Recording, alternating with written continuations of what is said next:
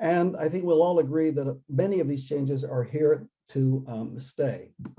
So the workplace is and will be a mosaic of hazards because of all of these different factors I just mentioned, changes in work, the workforce and workplace, and they bring with them new hazards and risks that come at a time where we still haven't fully controlled older, more traditional, if you will, and at times deadly hazards and risks.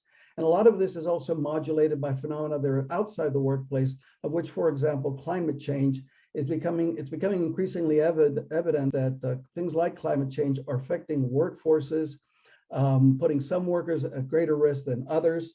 And so all of this needs to be taken into account. And the point where our colleagues at NIOSH and the University of Texas have been trying to make over these last 3 years is we're making a push for a transition from our traditional way of approaching occupational safety and health, not minimizing it, but quite the contrary, building on it.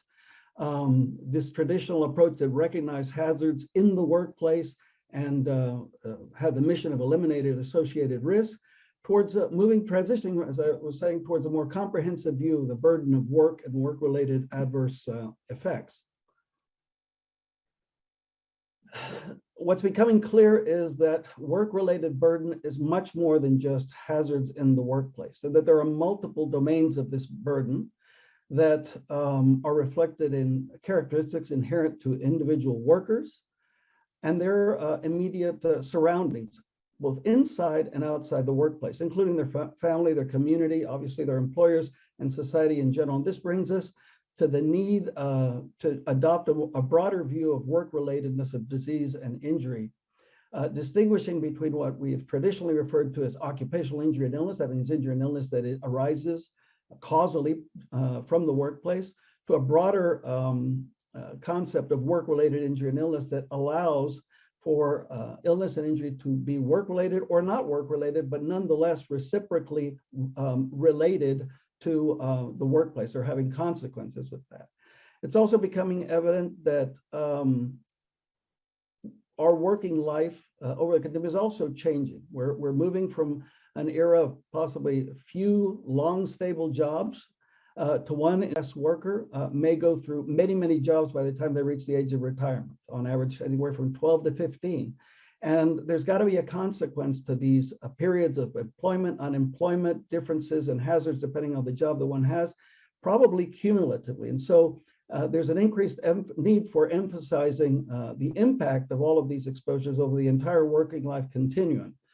And as it starts on the traditional cornerstone of occupational safety and health. Beginning with that traditional setting or foundation, we describe a need for occupational safety and health to expand in two dimensions. First of all, horizontally, to reflect the various work and non-work, the role and impact of work.